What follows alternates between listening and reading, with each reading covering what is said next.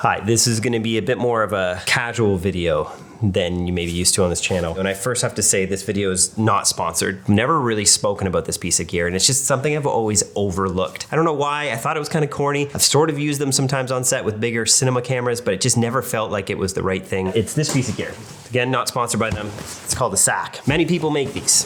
There's many different companies out there. I used this for a full day on set, and then when I got back to my house, I realized it felt like I hadn't shot that day in the best way possible. What I mean is normally when I come back from set, my muscles are aching. I go see a massage therapist a few times a week. This bicep, this tiny muscle I have here is sometimes so sore it hurts to bring my arm down and I have to go get it massaged and all that. But wearing one of these for an entire day, I didn't feel that. And I want to give a few tips about how to use one of these today, but I want to talk about why it's so fantastic and why I think I am never just going to do straight handheld filmmaking ever again. Why this is just going to be the only piece of gear I travel with. It means I'm probably gonna have to check it in because it's so dang big.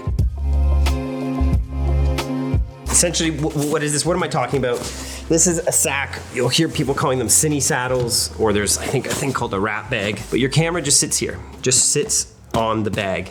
And you can see I don't even need my hand sometimes. The shots you can get with this not only save your back, but they are so smooth. They still have a bit of that handheld feel, which I like. The key points with this, if you're gonna be using one of these, is getting it here on your back. I see some people putting on your neck, and when I started that, you're just gonna be hurting another muscle when it's right on your neck. The more you can get this thing across your back, the less you will feel it. And then the other main thing is I like to choke up on it, because I think a lot of people shoot down at their waist. It's just more comfortable to hold a camera down here these days. If you've taken our cinematic eye course and you know what different shots mean, you're always making your main character look really epic, heroic, and sometimes it's not that flattering looking down to up. It's actually kind of nice to be closer to eye level because you feel like you're talking to the person eye to eye, and it feels truly more like you're in the world. Because when you think about filmmaking, you're not down here in real life looking up at everyone, unless you're a kid. I'm a child. But in documentaries, that's kind of where everyone shoots now. They're all holding their mirrorless cameras just down here,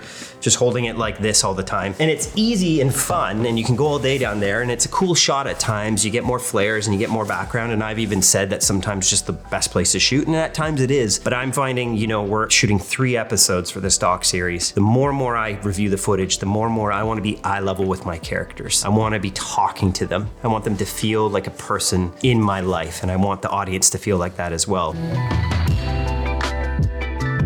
So this is amazing. You can see some of these shots here when I'm holding it still on this bag. It still moves a bit like handheld, but when I switch over to handheld here, you can see there's my heartbeat.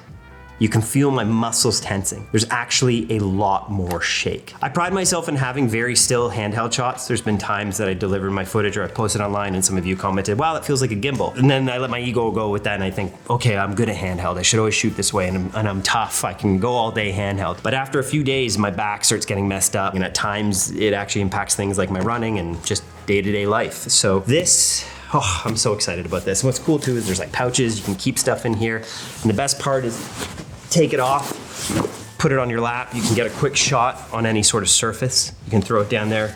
And then even because it's so poofy, you can get your shot looking up and it's gonna be still. As someone who has been filmmaking, like I said, almost half my life, I couldn't recommend it more to go get one of those.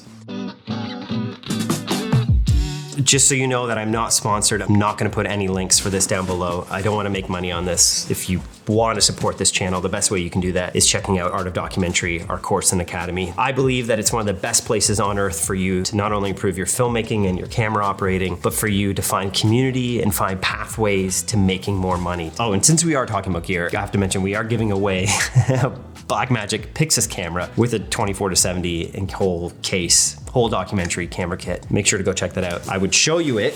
Actually, I will. Look at this. Oh, it's gonna be in this kit. And here's the camera.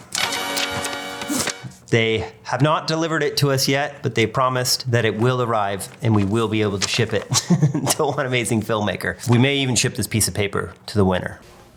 That giveaway, if you want to find out all the details for that, that's down below. Posted on the Instagram, and a lot of you are asking me about why I would use this over an Easy Rig. Easy Rigs are great. I use them all the time. They're fantastic for interviews. I do find the issue with an Easy Rig is I'm constantly fighting the tension, even when it has one of those like Cineflow extra little devices on the top. Just the cable is fighting the camera, and you get a lot of this shake. Where I find this just more natural, easier to use, and honestly, like, it probably puts the same amount of strain on my body as an Easy Rig, but I would probably choose this over an Easy Rig for a variety of reasons. Easier to travel with. I can throw this on the ground and get shots, just overall lighter and just easier to manage. And I can take the camera off it by myself with Easy Rigs. I'm always having people having to take it off for me. Coming back to this, the last tip I find is if you're gonna do walking, don't leave it on the bag. That's when you're gonna get a lot of seesawing with your footage. It's when you kind of lift it up ever so much. You can still kind of keep your arms, I'll flex my arms on the sack so that I'm not using all of the muscles, that I still have some support. Once you just lift it just off the bag, or sometimes I'll even bring my elbow just on to a bit of the bag here, that's when I find I get this really smooth handheld. It's pretty still, especially when you just start shifting your weight between your legs. Just recommend practice your cinematography as much as you can. Don't wait till you get to set. Get this on your body. Thank you for watching this. As I mentioned, the doors to Art of Documentary open September 10th. That's your chance to join our course and academy. That's the only way I've been able to work and film this long, is having amazing friends and colleagues that I get to collaborate with, that I get to hire or be hired by. And that's been one of the main benefits of people joining Art of Documentary. And we believe in that so much that we actually have a meetup fund. This is where if you meet with 3 or more AOD people, we'll send you money for your drinks or your food. Because we believe in community, we believe in filmmakers connecting, and we know that's one of the best pathways for you to have a successful, thriving, and long-term career. We wanted to create a pathway to the 3 C's that we talk about. Creativity, we want you to make better films. Community, we want you to be connected to other filmmakers. You don't have to do this journey by yourself. And currency, we want you to make more money as a filmmaker. It's tough out there. Being a documentary filmmaker is not an easy gig, but there's ways, there's jobs, there's other avenues inside filmmaking that can help support the films you want to be making. So thank you for watching. Appreciate this. We made it this far. Leave this emoji. Steady shots only. You have an awesome day. I'll see you on the next one.